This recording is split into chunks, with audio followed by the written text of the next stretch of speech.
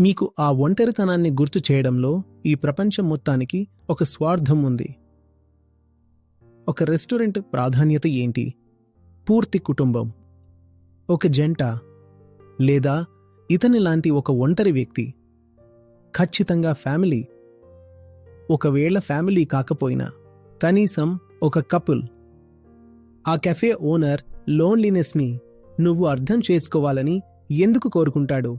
బదులుగా నీకు ఆ ఒంటరితనం అనే భావన ఇంకా పెరగాలని అతను కోరుకుంటాడు. వారు ఎలా అడ్వర్టైజ్ చేస్తారో చూశారా? ఇది ఒక ఫ్యామిలీ ఎంటర్టైనర్ అని.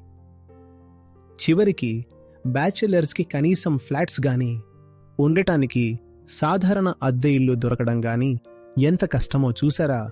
నిన్ను ఇద్దరిని చేయడంలో, ఆ తర్వాత నలుగురిని చేయడంలో ప్రతి ఒక్కరికి ఒక స్వార్థం ఉంది. కానీ గుర్తుంచుకోండి, మీ లోన్లీనెస్ ఎప్పటికీ పోదు. ఎందుకంటే లోన్లీనెస్ అంటే పక్కన మనిషి లేకపోవడం కాదు, అది మనసులో ఒక తప్పుడు నమ్మకం కలిగి ఉండటం. నేను చెప్పేదల్లా ఒక్కటే, మీలోని సరైన కేంద్రం నుండి ఆలోచించండి. మీకు ఇప్పటికే తెలిసిన సత్యం పట్ల నిజాయితీగా ఉండండి. ఆ తరువాత మీరు కలిసి ఉంటారా, పెళ్లి చేసుకుంటారా, లేక విడిపోతారా? మీ పర్సనల్ డొమైన్. అందులో వేరే ఎవరి జోక్యం ఉండకూడదు.